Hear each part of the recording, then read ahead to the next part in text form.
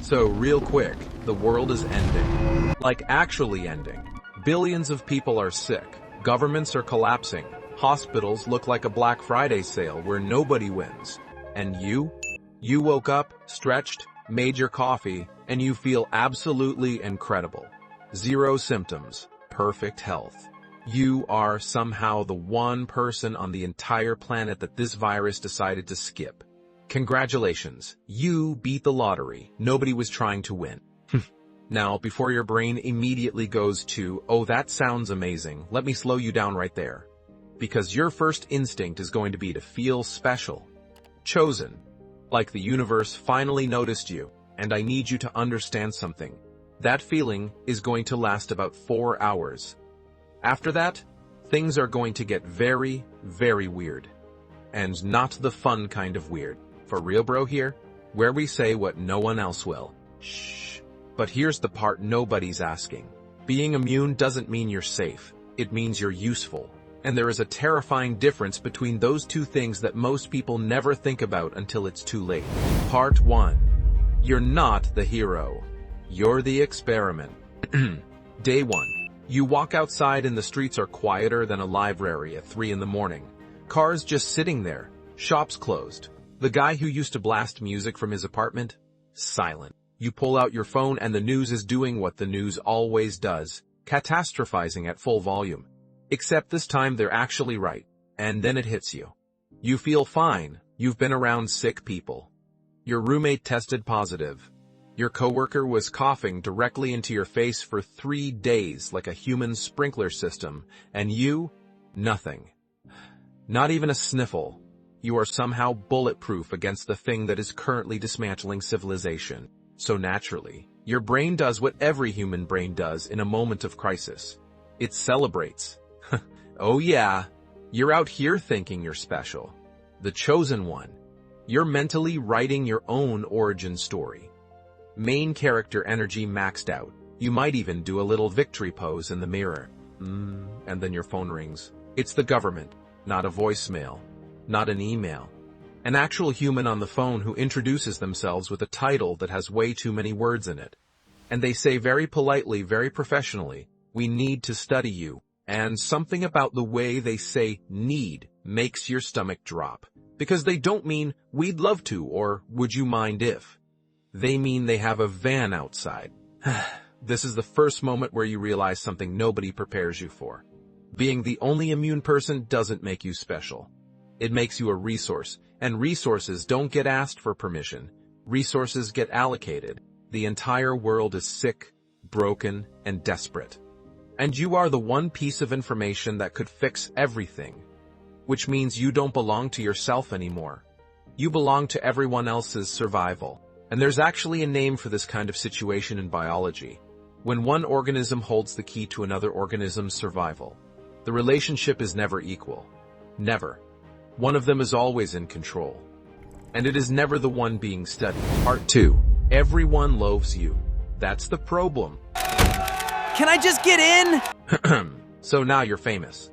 Not in the fun way where strangers recognize you at restaurants. Famous in the way where strangers want something from you that you can only give once. Your blood, your DNA, your cells, and they will be very calm and very reasonable right up until they're not. Scientists love you. Doctors love you. Governments from 6 countries have collectively decided you are their national priority. People online are calling you a miracle. Religious groups are debating whether you're a sign. And your ex, who hasn't texted you in 2 years, just slid back into your messages with a, hey, hope you're doing okay. Incredible timing, genuinely. But here's the thing nobody's talking about. All of this love, it's conditional. They don't love you. They love what's inside you. The moment your immunity gets understood, synthesized, replicated. The moment they don't need your actual body anymore. How many of those calls do you think keep coming? People treat you like a vending machine with legs. And the terrifying part is that you start to feel it. You start noticing that every conversation is about what you can provide. Nobody asks how you're sleeping. Nobody checks if you're eating, because in their heads, you're not really a person in crisis. You're the solution to the crisis. And solutions don't need emotional support. Solutions just need to keep working. And this is where the loneliness punches you in the face. Because you're surrounded by more human attention than you've ever had in your life, and you have never felt more alone. Every person in every room is looking at you like you're the last lifeboat on the Titanic. And you are, but that metaphor only works because everyone else is drowning. You wanted to be needed. Congratulations, you got exactly what you asked for, and it tastes nothing like you imagined. Part 3. The part where being alive becomes a full-time job. Let's talk logistics, because here's where it gets genuinely surreal. You cannot go outside without an escort. Not because you're dangerous, because you're irreplaceable. If you get hit by a car, a bus, anything, the world loses its only lead on a cure. So now your entire life is managed like a protected server. Nobody touches you without clearance. Nobody gets near you without a background check. You wanted freedom?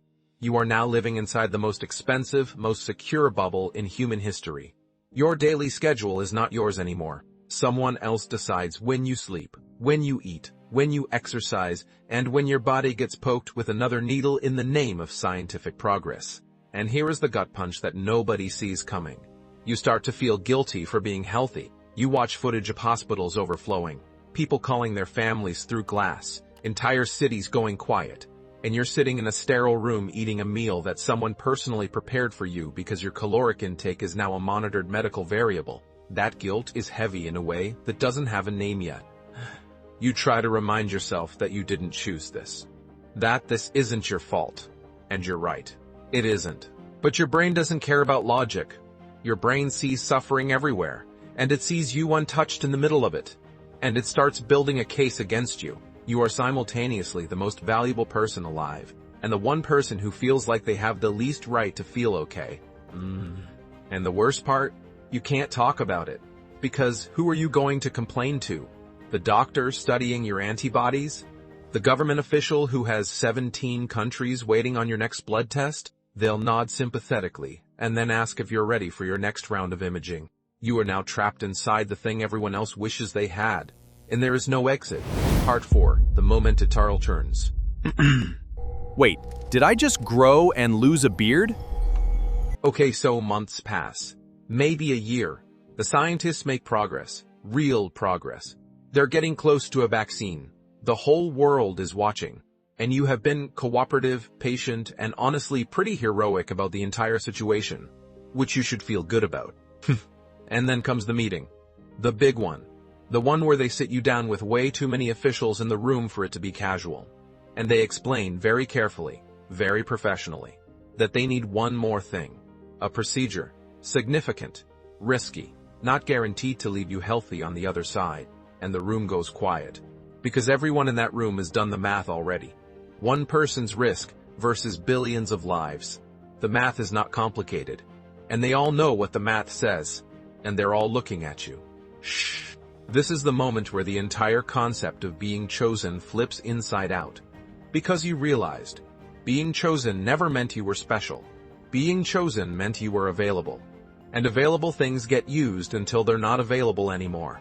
You look around the room and you see it on every face. The hope, the desperation, the silent calculation. And you realize that every moment of kindness, every special meal, every protected escort, none of it was about you. It was about keeping the asset operational, and now the asset is being asked to make the final deposit.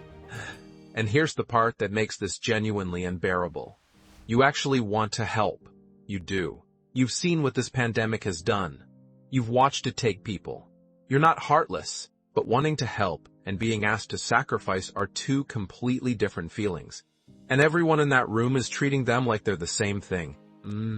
They will call it heroic. They will name things after you. They will build statues, write books, teach children in schools decades from now about the person who saved the world, and you are sitting in a chair wondering if any of that matters, when the person it's happening to doesn't get to see any of it. Part 5. What this was actually about the whole time. Okay, so here's where I pull back the curtain. Because this entire scenario, the immunity, the lab, the impossible choice, none of it was actually about a pandemic. You thought this was a survival story. It was always a story about what happens when the world decides you exist for other people. And the uncomfortable truth, the one that makes this video feel a little too real, is that this already happens. Every single day. Not in labs, in families, in workplaces, in relationships. There is always someone in every group who is the strong one, the one who holds everything together, the one everyone calls when it falls apart, the one who gets celebrated for being capable and simultaneously punished for being needed. And just like the immune person in the lab, the strong one never really gets asked if they're okay. They get asked if they can handle more. There's a difference. And most people treat those two questions like they're the same. The immune person in our story thought being special would feel like power. It felt like obligation. They thought being needed would feel like love. It felt like debt. They thought being chosen would feel like freedom. It felt like a cage built specifically to their measurements. And here's the theory that changes how you look at all of it. Immunity, real immunity, isn't about being untouchable. It's about being able to stand in the middle of something and not be destroyed by it. And the people who actually have that, they spend their whole lives being consumed by everyone else's emergencies because they seem like they can take it. The pandemic in this scenario ends. The cure gets developed. Maybe the immune person made the sacrifice. Maybe they didn't. But either way, the world slowly comes back. Life returns. Statues get built.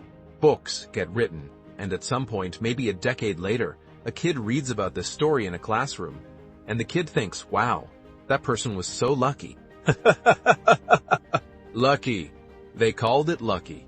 Because from the outside, being the immune one looks like winning. From the inside, it looked like being consumed by the needs of everyone who thought your only purpose was to save them. And the real realization, the one that hits you somewhere quiet, is that every person who has ever carried more than their share, who has ever been the strong one, who has ever been told, you can handle it one too many times, they know exactly what that immune person felt. They've been living it. Without the lab, without the statues, without anyone even noticing. That changes things. So drop something in the comments. Not about the pandemic. About this. Have you ever been the person everyone needed without anyone asking if you needed anything? And be honest. Because the most interesting part of this conversation isn't going to happen in this video. It's going to happen in what you write down there. Ugh. And if you somehow made it this far and you still haven't subscribed, I genuinely don't know what else I have to do. I gave you a pandemic. I gave you existential dread. I gave you a callback to every time someone called you the strong one. At this point, the subscribe button is just sitting there looking at you the way everyone in that meeting room looked at the immune person, quietly waiting for you to make the obvious choice. No pressure though. Totally your call.